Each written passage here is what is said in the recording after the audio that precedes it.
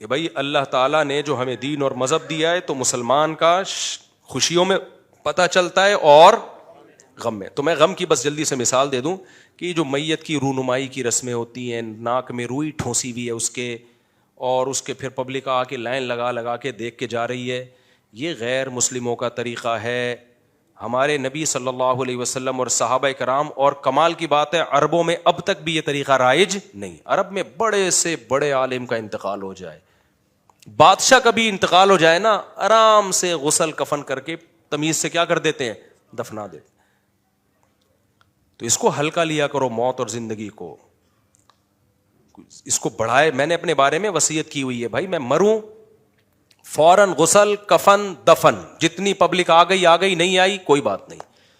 Public اکٹھا کرنے کے چکر میں میت کو لٹانا اور دیر کرنا, اس میں لوگ آ رہے ہیں دیکھ رہے ہیں, یہ غلط طریقہ ہے.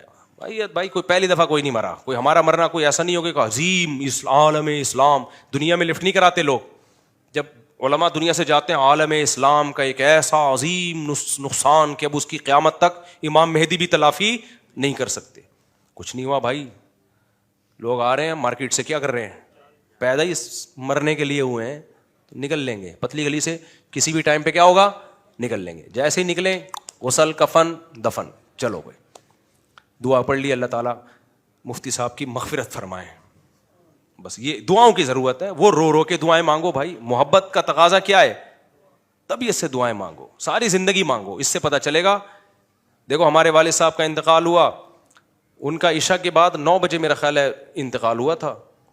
تو اور میرے والد صاحب محلے کے بہت مشہور آدمی تھے, لوگ بہت محبت کرتے تھے کیونکہ بہت سارے بچوں کو قرآن پڑھایا انہوں نے, تبلیغی جماعت کے امیر بھی تھے وہ, تو غیر مشہور شخصیت نہیں تھے, اور لوگ بہت محبت کرتے تھے.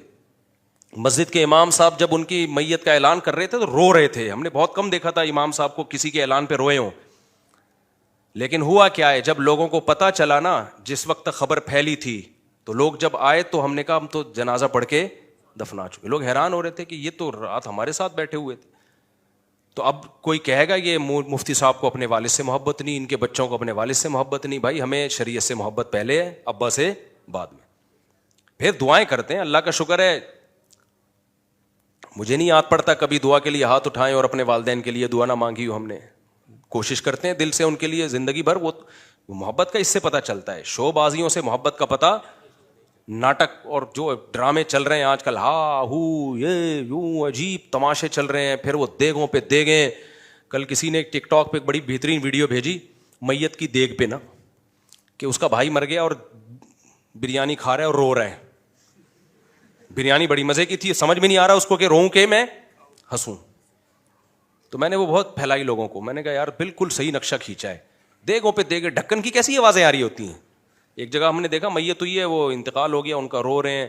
شام کو میں گیا ہوں تو ڈھکن کی آوازیں آنی, دیکھ کے ڈھکن کا اپنا لطف ہے, ڈڑنگ کر کے ہٹتا ہے نا جب وہ ڈھکن, کیسا مزہ آتا ہے قورمے اور بریانی کی دیکھ کا. وہ اپنا لک ہے, وہ گورے اس سے محروم ہیں, ڈڑنگ کر کے نا. تو پھر بات چلی بھائی اس میں 2 بوٹیاں اور ڈال کے لا. میں نے کہا دوپہر یہاں چیخ و پکار کی آوازیں آ رہی تھی, اور رات کو کیا منظر ہو رہا ہے, ایسی خوشبو آ رہی تھی کہ دل چاہ رہا تھا 2-4 اور بھی جنازے ہو جائیں تو کتنا اچھا ہو جائے گا. تو اللہ ہماری حفاظت فرمائے بھائی. یہ چیزیں ہم کہاں سے سیکھتے ہیں, یہ غیر مسلموں سے. اللہ ہماری حفاظت فرمائے.